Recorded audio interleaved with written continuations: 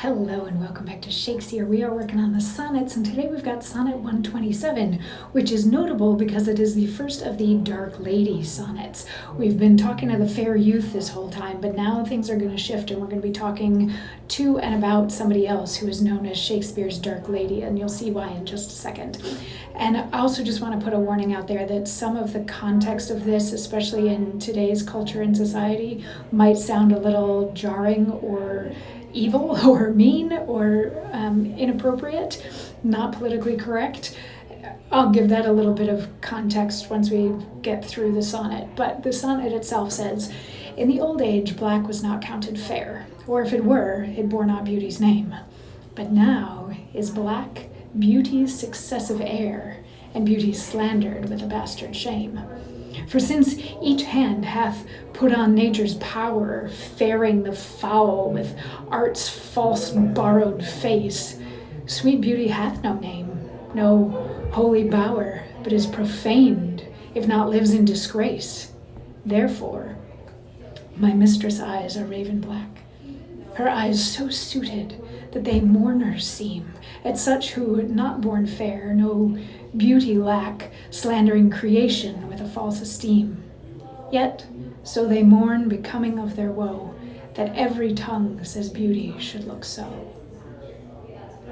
So in current terms, it can be jarring to hear, black is not beautiful. And I know that there's still a lot of that going on in our current society, which is difficult to work through. In the context of this, in Shakespeare's time, for a lot of Shakespeare's time, women with blonde hair and pale skin were considered more beautiful than women with pale skin and dark hair, or dark skin and dark hair.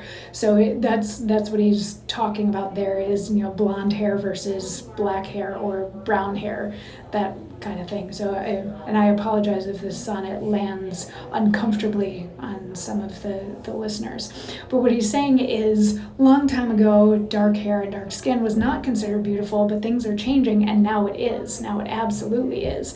And it's partially because, people are putting on so much makeup and perfumes and wigs and all that sort of stuff that nobody really knows what beauty is anymore. But then he introduces the idea of his dark lady, his mistress, who doesn't use the makeup. She's got dark hair, she's got dark eyes, and she is sort of the ultimate beauty because she's not trying to falsify her looks with makeup, with hair, with wigs, with all of this sort of thing.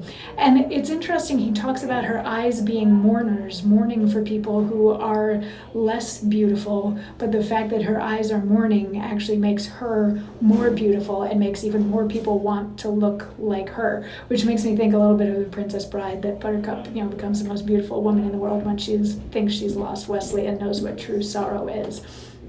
So that's Sonnet 127, an introduction to the Dark Lady, who we'll get to spend some more time with as we finish out Shakespeare sonnets. So come on back tomorrow for 128. I'll see you then. Mwah.